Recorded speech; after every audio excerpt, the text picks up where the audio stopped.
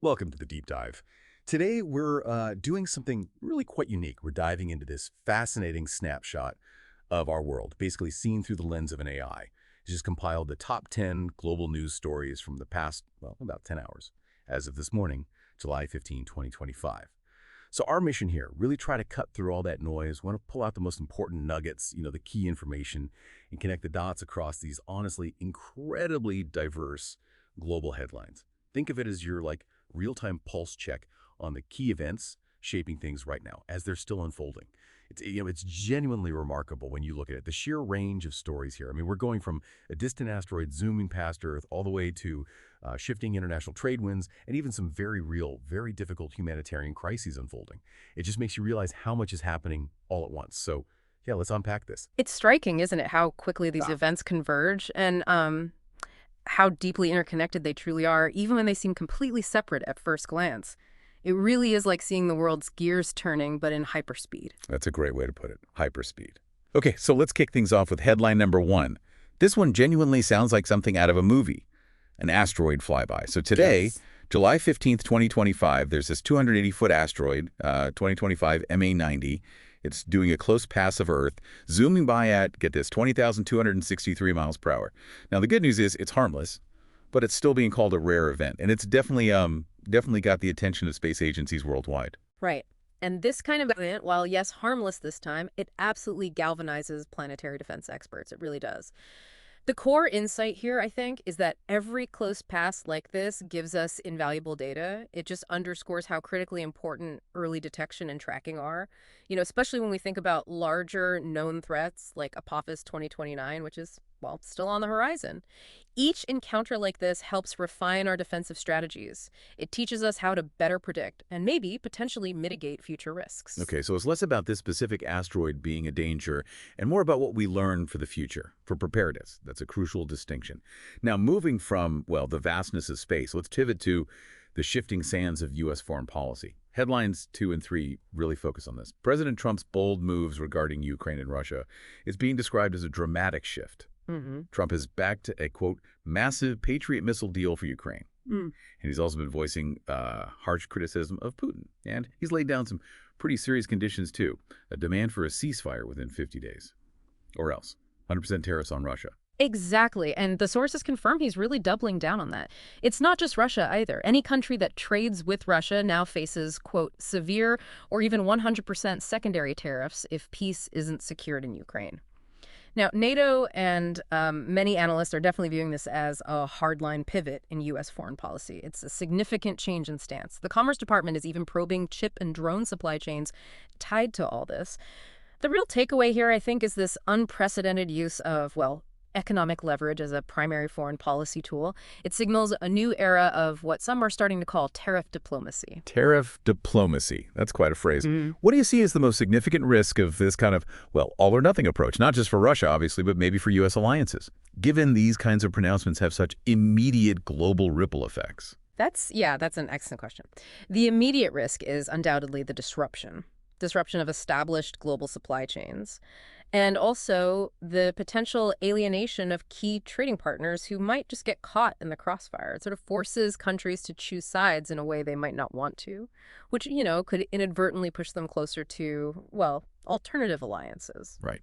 Speaking of trade and alliances, let's shift gears again. Headline number 4, the impending U.S.-Japan trade talks. These are set to happen at the Osaka Expo. Japan's Prime Minister Ishiba is meeting with U.S. Treasury Secretary Bessent.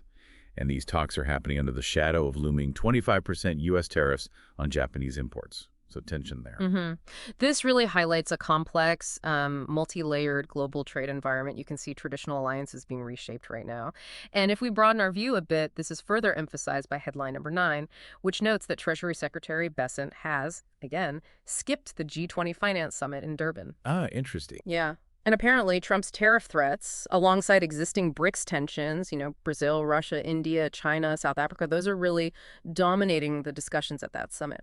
It's also interesting that EU leaders are apparently planning a competitiveness alliance with Japan, which speaks to a broader realignment, doesn't it? A search for new economic partnerships in this environment. So many moving pieces. Countries looking for stability amidst all this pressure.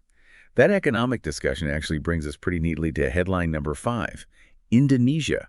There's a Reuters poll indicating that most economists expect Bank Indonesia to cut its rate from 5.50% down to 5.25%. That's expected tomorrow, July 16th, and they're citing low inflation as a key reason. Right. But importantly, the poll also mentions concerns about rising U.S. trade tensions as a contributing factor. So again, we're seeing direct economic consequences of those policies we just talked about, influencing decisions thousands of miles away. It's particularly compelling how this specific regional adjustment, like Indonesia's potential rate cut, seems to contrast quite sharply with the broader market optimism we see in headline number 6. Yeah, that's a fascinating juxtaposition. Headline 6 says global markets are gaining on earnings optimism. Stocks rallied across Asia and Europe. The dollar is holding firm. And specifically, NVIDIA's return to China with its H2O chips is adding to that overall tech optimism. So it's this interesting blend, isn't it? Cautious regional moves, but buoyant global sentiment, particularly in tech. Does this kind of tech-driven optimism, though, does it really reflect broader economic health? Or is it more just a specific sector surging ahead? That's always the million-dollar question, isn't it? I mean, while tech can certainly drive growth, yes, but the underlying currents of these trade tensions, the geopolitical uncertainty, it means that this optimism could be quite fragile. It suggests maybe investors are betting more on specific company performance rather than a really robust, stable global recovery, if that makes sense. Yeah, that makes perfect sense. A bit of a narrow base for the optimism, perhaps. Okay. Okay, now let's unfortunately turn to a much more somber note. Headline number 7. The devastating flash floods in central Texas. The details are just awful. The death toll is nearing 130, and tragically, that includes 27 children.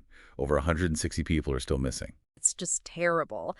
And this crisis, as the sources cite, is drawing significant criticism regarding federal budget cuts, specifically for early warning systems. And these cuts are happening, quote, amid worsening climate extremes.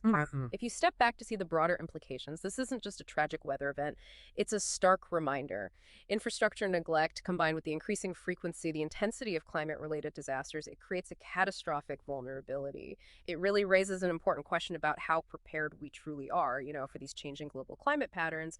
And this also links directly to a point in headline number 10, actually. That human toll is just heartbreaking, and it certainly puts the whole climate discussion into stark, painful relief. Before we get to those final points in 10, though, there was also a key development on the geopolitical front with Iran.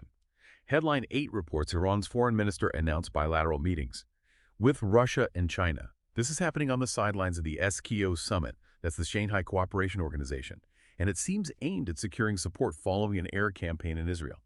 So, yeah, another active geopolitical front to watch. Okay, and that brings us to the final key points pulled from headline number 10. It's a bit of a mix. First, we're seeing an, quote, explosion of measles across Europe and Central Asia, and the source explicitly links it to vaccine hesitancy, a public health crisis brewing there. Right.